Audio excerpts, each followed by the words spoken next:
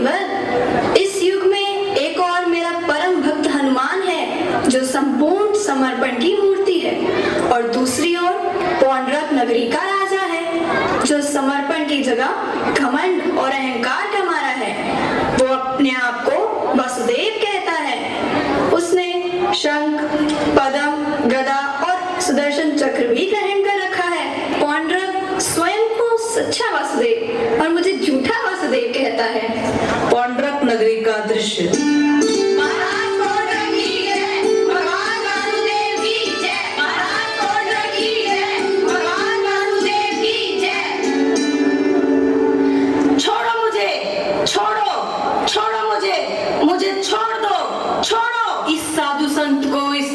जंजीरों में जकड़ कर यहाँ क्यों लाए हो? भाई ये माला जपने वाला साधु संत है, इनकी ऐसी दुर्दशा। भगवान, इस बूढ़े की वेशभूषा पे मत जाए। यह धर्मी आपकी माला नहीं जपता। भगवान वासुदेव की पूजा नहीं करता। अरे चक्रधारी, शंखधारी, गदाधारी वासुदेव की पूजा नहीं करता, फिर भी ये पौंड्रक नगरी में जीवित है। हे वासुदेव, आपकी आज्ञा हो तो मैं अभी इसका सिर उड़ा दूं। नहीं दूरधर, नहीं। मनुष्य से भूल तो हो ही जाती है, इस सज्जन से भी भूल हुई है। इसे पश्चाताप और भूल सुधारने का अवसर अवश्य मिलना चाहिए। हे अधर्मी दानव, अवसर तो तुम्हें वासुदेव श्री कृष्ण ने दिया है अपनी भूल सुधारने का, परंतु तुम सुधरने का नाम ही नहीं ले रहे हो और ये झूठी गदा और शंख का प्रदर्शन करके लोगों की आंखों में धूल झोंक रहे हो। अपने आप को भगवान कह रहे हो, तुम भगवान नहीं हो। वासुदेव तो द्वारकाधीश श्री कृष्ण है। इसकी जीवा बहुत लंबी हो गई है। ये हमारे सामने आपका अनादर कर रहा है। मैं अपनी तलवार से इसकी जीवा को काटकर फेंक देता हूँ। इसकी जीवा ही नहीं, इसकी गर्दन ही काट देनी चाहिए। इस पापी को मृत्यु दंड ही मिलना चाहिए, परंतु जीवन और मृत्यु देने का एकाधिकार तो केवल वासुदेव पौंड्रक का ही है। अवश्य मृत्यु हम भी दे सकते हैं और जीवन दान भी, किंतु मृत्यु देने से पहले इससे पूछ तो लो, क्या अब भी ये हमें वासुदेव मानने को तैयार है या नहीं? तुम्हें भगवान मानो? कदापि नहीं, कदापि नहीं, ये कभी नहीं हो सकता। तुम भगवान नहीं, पापी हो, पापी। तुम घमंडी हो, दुराचारी हो। तुम भगवान नहीं हो, तुमने भगवान का केवल स्वाद रचा है। तुम पाखंडी हो, घमंडी हो, तुम्हारा अंत होने वाला है। महाराज पौंड्रक की जय, भगवान वासुदेव की जय। महाराज पौंड्रक की जय, भगवान वासुदेव की जय। स्वामी, आपने अच्छा नहीं किया, अच्छा नहीं किया। एक साधु संत की हत्या कर दी। ये पाप है, भयंकर पाप है। पाप? महारानी तारा, तुम सचमुच बड़ी भोली हो। अरे इतना भी नहीं जानती कि पाप मनुष्य करता है, भगवान नहीं। और हम भगवान हैं, जो चाहे कर सकते हैं, सब सब पुण्य है। आप यदि भगवान हैं तो केवल मेरे लिए, इसलिए आप मेरे पति हैं और पति परमेश्वर के बराबर होता है। संसार के लिए आप भगवान नहीं है स्वामी, केवल एक राजा है, राजा। राजा? केवल एक राजा? नहीं तारा, नहीं, हम वासुदेव हैं, वासुदेव। जानती हो वासुदेव किसे कहते हैं? वासुदेव का अर्थ है वसुओं में सर्वश्रेष्ठ, अर्थात राजाओं में सर्वश्रेष्ठ। जो राजा बलशाली होता है, जिसके राज्य की सीमा क्षितिज को भी पार कर जाती है और जिसकी सेना विशाल और असीम शक्ति का भंडार होती है, उसे वासुदेव कहते हैं। और हम वही हैं, महान वासुदेव पौंड्रक। स्वामी, आप ना तो वासुदेव है ना भगवान है। वासुदेव तो श्री कृष्ण है। कृष्ण भगवान नहीं, एक दुर्बल मानव है। फिर क्यों लोग उन्हें भगवान मानते हैं? क्यों आदर और श्रद्धा के साथ उनके आगे सिर झुकाते हैं? इसलिए क्योंकि वो ढोंगी है। उसने भगवान होने का ढोंग रच रखा है, नाटक करता है वो भगवान होने का। उसने लोगों को अपने माया जाल में फंसा लिया है। उसे केवल वासुदेव इसलिए कहते हैं क्योंकि वो वासुदेव का पुत्र है, वरना मेरे सामने वो तुच्छ है और कुछ नहीं। नहीं स्वामी, आप द्वारकाधीश को तुच्छ समझकर उनका अपमान कर रहे हैं। और तुम मेरे सामने कृष्ण को सम्मान देकर मेरा अपमान कर रही हो तारा।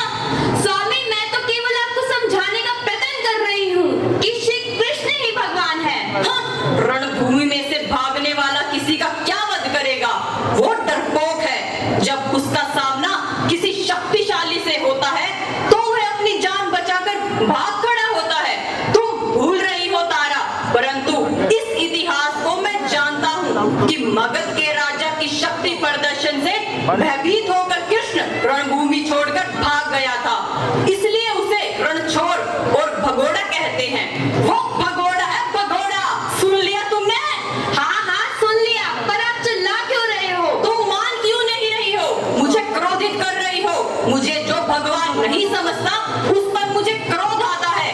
तारा, आज सारे संसार ने मेरे आगे शीश झुका दिया है और तुम मेरी अपनी पत्नी होकर मेरे भगवान होने के इस सत्य को नकार रही हो। इसलिए कि ये सत्य नहीं है। आप मेरी बात मानिए स्वामी, ये वासुदेव और भगवान होने का दावा त्याग दीजिए, वरना वरना वो क्या कर लेगा? मेरी हत्या कर डालेगा, मेरे खून से धरती की मांग को लाल कर डालेगा, तुम्हारे मांग के सिंदूर को पोंछ डालेगा, तुम्हें विधवा बना देगा और वो क्या क्या कर लेगा, क्या क्या कर लेगा? क्षमा करें स्वामी, यदि वो भगवान है तो वो सब कुछ कर सकते हैं। वो कुछ भी नहीं कर सकता, कुछ भी नहीं कर सकता।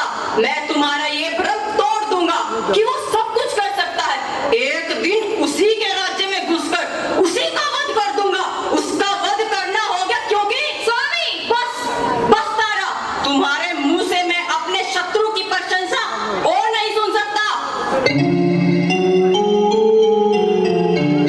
वासुदेव पौंड्रक की जय हो। क्या बात है सेनापति?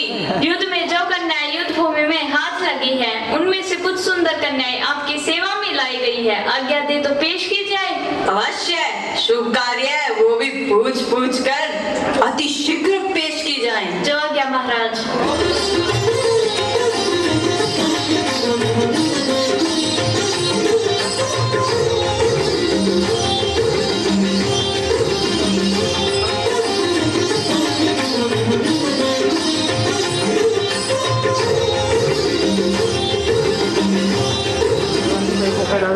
स्वामी, आप ये अच्छा नहीं कर रहे, ये पाप है, पाप। पाप? तुम इसे पाप कहती हो महारानी?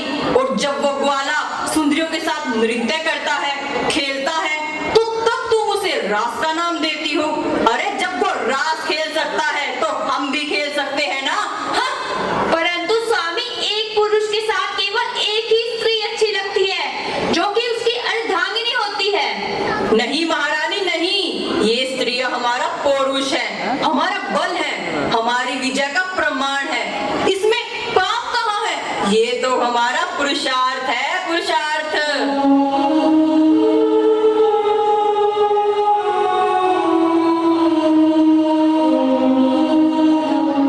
पौंड्रक का अत्याचार इतना बढ़ जाता है कि वो काका श्री को बंदी बनाकर दरबार में पेश करता है। रुक क्यों गए काकाश्री? डर गए? मृत्यु को अपने समीप देखकर भयभीत हो गए?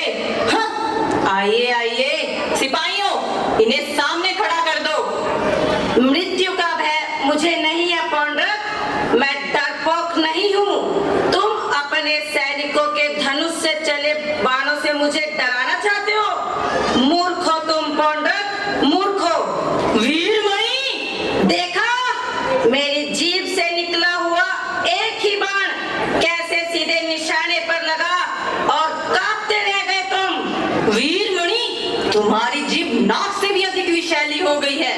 वासुदेव, हमने भूल की है, इस नाग को दूध पिलाते रहे। हाँ, काशीराज ठीक ही कह रहे हैं वासुदेव। यदि नाग को पालना हो तो वो पहले उसके ऊपर की दांत निकाल देते हैं, फिर उसके फन को ही कुचल डालते हैं। यदि आप मुझे आदेश दें तो मैं अभी इसके फन को अपने पैरों से कुचल डालूं। नहीं, अभी नहीं। काका वीरमणि, मैं तुम्हें एक अंतिम अवसर देता हूँ। अब ये तुम पर निर्भर करता है कि तुम अपने लिए मृत्यु का चयन करते हो या जीवन का। यदि तुम जीवन का चयन करते हो तो तुम मुझे भगवान मानोगे, भगवान मानोगे, भगवान वासुदेव पौंड्रक। मूर्ख पौंड्रक, ईश्वर का नाम जपने वाली जीभ किसी और का नाम कैसे ले सकती है? अच्छा, अभी पता लग जाएगा काकाश्री, अभी पता लग जाएगा।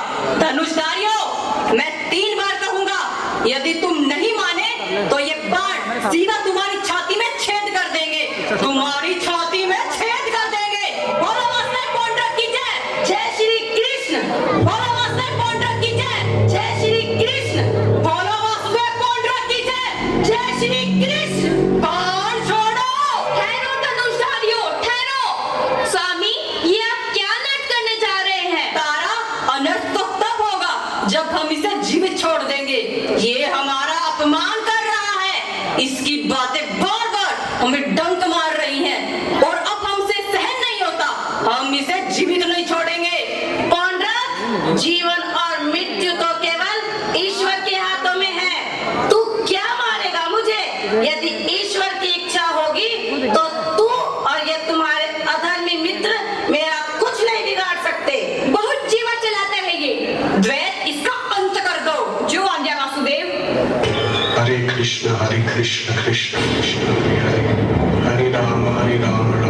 ये अवश्य ही उस मायावी कृष्ण की माया होगी।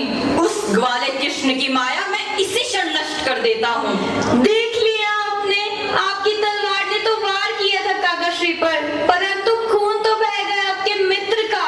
आप तो काकाश्री का वध करने जा रहे थे, परंतु घायल तो आपका मित्र हो गया। स्वामी, अब तो प्रभु की लीला पहचान लीजिए। तारा, चिल्लाते क्यों हो पांडव? चिल्लाने से वास्तविकता तो नहीं बदल जाएगी ना। और वास्तविकता यही है कि तुम एक सामान्य मनुष्य हो, वासुदेव नहीं। वासुदेव तो केवल एक ही है, द्वारकाधीश श्री कृष्ण।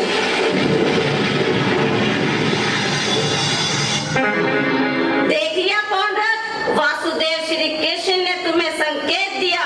यदि तुम परमेश्वर को अपना शत्रु और प्रतिद्वंदी समझोगे, इसमें तुम्हारी ही हानि है। इससे पहले कि तुम्हारा सर्वनाश हो जाए, समझ जाओ पौंड्रक, समझ जाओ। वीरमणि, मैं तुझे छोड़ूंगा नहीं। हे वासुदेव श्री कृष्ण, हे प्रभु, आज आपकी लीला देखकर मेरा जीवन धन्य हो गया। आज आपने त्रिलोकों में दिखा दिया और ये सिद्ध कर दिया कि मुझ जैसे एक तुच्छ और सामान्य भक्त आपको कितने प्रिय हैं। मेरा प्रणाम स्वीकार करें, मेरा उद्धार कीजिए प्रभु। वाह प्रभु वाह, आपने तो पौंड्रक को भी अपनी दिव्य लीला दिखा दी। जब वह आपके भक्त को मारने का प्रयास कर रहा था, तब आपने वह मार उसके ही मित्र को लगवा दी। उस समय वो क्रोध में था प्रभु, लेकिन उसके भीतर एक डर भी उत्पन्न हो गया था, परंतु वह अपने डर को छिपाकर बार बार अपने ही काकाश्री पर प्रहार करने का प्रयास कर रहा था। हाँ देवी, परंतु उसकी आंखें फिर भी नहीं खुली। मैं उसे बार बार स्पष्ट रूप से समझाने के लिए संकेत पर संकेत दे रहा हूँ, लेकिन वो समझने को ही तैयार नहीं। अब देखो देवी, वो अपने ही मित्र को कैसे मृत्यु की ओर धकेल रहा है। पौंड्रक द्वारिका में तबाही मचाने के लिए अपने एक मित्र को भेजता है। हे वानर, कौन हो तुम और तुमने द्वारिका नगरी में घुसने का साहस कैसे किया? मैं वानर श्रेष्ठ हूँ, मुझे मेरे स्वामी प्यार से द्वित वानर कहते हैं। कौन है तुम्हारा स्वामी? किसकी आज्ञा से तुम ये सब कर रहे हो? आश्चर्य है, तुम वासुदेव भगवान पौंड्रक को नहीं जानते। मैं अपने भगवान पौंड्रक की आज्ञा से द्वारिका को शमशान और यहाँ सबको मृत्यु का दान देने आया हूँ। लोग मुझे मृत्युदाता भी कहते हैं। अरे मूर्ख, पागल और उद्दंड वानर, तेरे झूठे भगवान ने तेरी झूठी प्रशंसा करके तुझे मृत्यु की आग में झोंका है। मैं तुझे दिखाता हूँ कि कौन किसे मृत्यु दान देता है। अरे मायावी वानर, मैं तुझे एक मौका और देता हूँ। यदि तू जीवित रहना चाहता है तो भाग यहाँ से। मैं यहाँ द्वारिका का विनाश करने आया हूँ और विनाश करके ही जाऊंगा। तू चाहे तो मुझसे क्षमा मांगकर, मेरे सामने रोकर, गिड़गिड़ाकर यहाँ से भाग सकता है। मैं बहुत दयालु हूँ, तुझे क्षमा कर सकता हूँ। मैं तुम्हारे प्राणों की भीख दे सकता हूँ। देखो मैं क्या क्या कर सकता हूँ।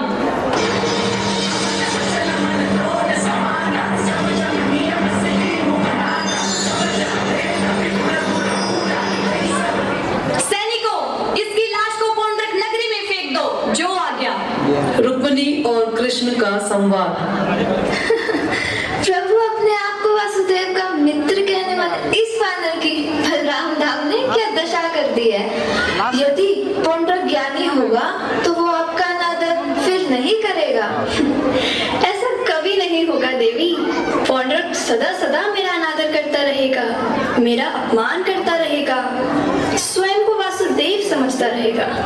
प्रभु, यदि पौंड्रक के स्थान पर कोई दूसरा होता तो अब तक आपको समझ जाता, आपकी शरण में आ जाता।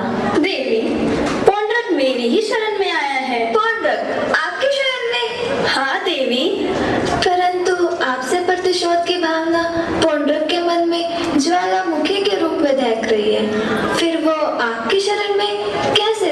देवी, भक्ति एक ऐसी भावना है जिसके कई रूप हैं। पहले किसी के मन में श्रद्धा जगती है और भक्ति में बदल जाती है। इसी तरह प्रेम भावना समर्पण में बदल जाती है। और जब कोई किसी के महानता का गौरव करने लगता है तो अंत में यही गौरव आदर की भावना में बदल जाता है। समर्पण, आदर और प्रेम भक्ति के ही अलग अलग रूप हैं देवी।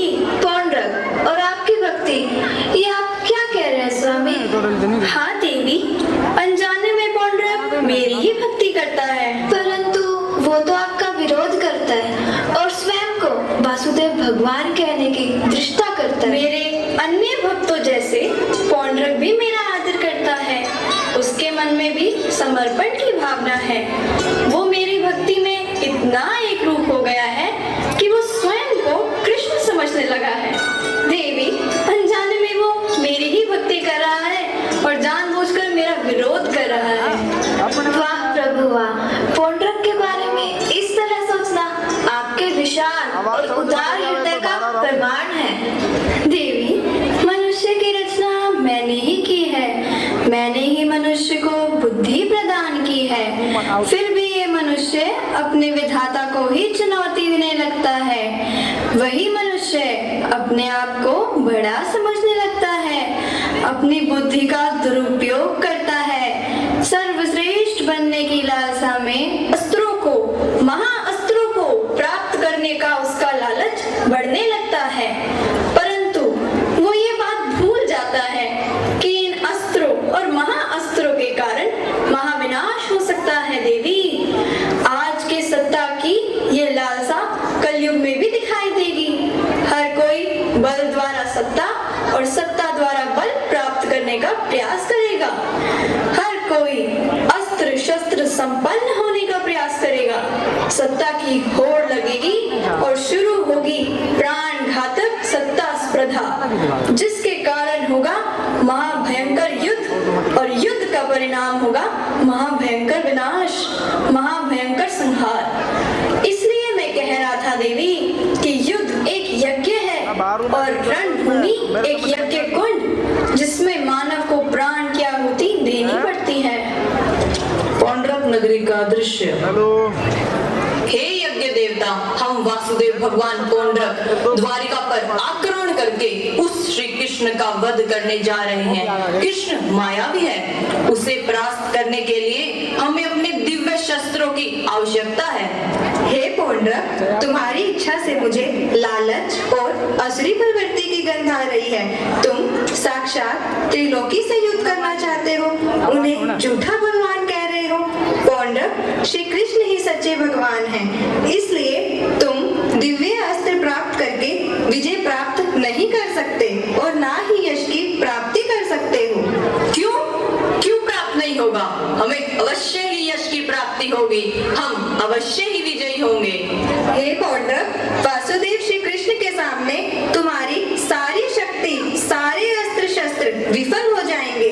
तुम व्यर्थ ही वासुदेव श्री कृष्ण से टकराने की चेष्टा करके अपने ही विनाश को निमंत्रण दे रहे हो। हे यज्ञ देवता, हम समझ रहे हैं कि कृष्ण के विरुद्ध हमारे दिव्य अस्त्रों को उत्पन्न करने में आप टाल मटोल कर रहे हैं, परंतु ये मत भूलिएगा कि दिव्य अस्त्र हमें प्राप्त होने का वरदान है और आप इनसे हमें वंचित नहीं रख सकते। हाँ, वंचित नहीं रख सकते। हम जब भी चाहें इन्हें ग्रहण कर सकते हैं और अपने किसी भी शत्रु के विरुद्ध इसका उपयोग कर सकते हैं। अब आप ये बताइए कि आप हमारे अधिकार को हमें इसी समय, इसी क्षण दे रहे हैं या नहीं? मैंने तो तुम्हें केवल विनाश की ओर बढ़ने से रोकने का प्रयास किया था। अब तुम जानो और तुम्हारा काम। तुम्हारी इच्छानुसार मैं तुम्हें दिव्य अस्त्र शस्त्र उत्पन्न करके देता हूँ। तथास्तु।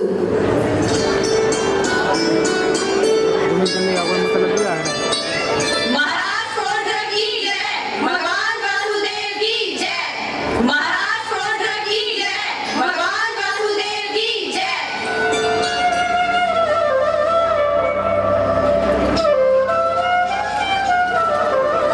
महारानी तारा, हम फिर से कह रहे हैं कि तुम्हारे चंद्रमा जैसे तेजस्वी मुख पर चिंताओं का ग्रहण लगा हुआ है।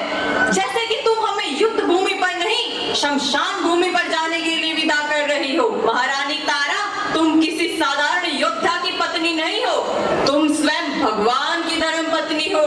हाँ, भगवान की धर्म पत्नी, जिनके एक हाथ में मृत्यु तो एक हाथ में जीवन है। इसलिए वो झूठा वासुदेव कृष्ण हमारा कुछ नहीं बिगाड़ सकता, कुछ नहीं।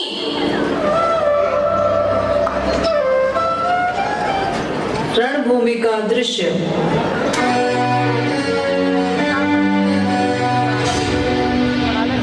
भ्राता श्री रणधीर, कृष्ण हमारा शत्रु है, परंतु आपका विरोधी बलराम है, इसलिए उसका वध आपके ही हाथों होना चाहिए।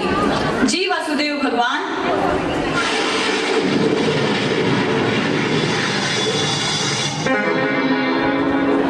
बलराम, तुमने हमारे भ्राता श्री का वध किया है, हम भी तुम्हारे भाई को नहीं छोड़ेंगे और तुम्हारा भी वध कर देंगे। कृष्ण, तुम मेरे अस्त्रों से बच तो गए हो, लेकिन हमारे पास और भी विनाशकारी अस्त्र हैं, जिनसे तुम कभी नहीं बच पाओगे। यदि तुम अपने प्राणों की भीख मांगोगे और मुझे भगवान स्वीकार कर लोगे, तो हम तुम्हें छोड़ देंगे।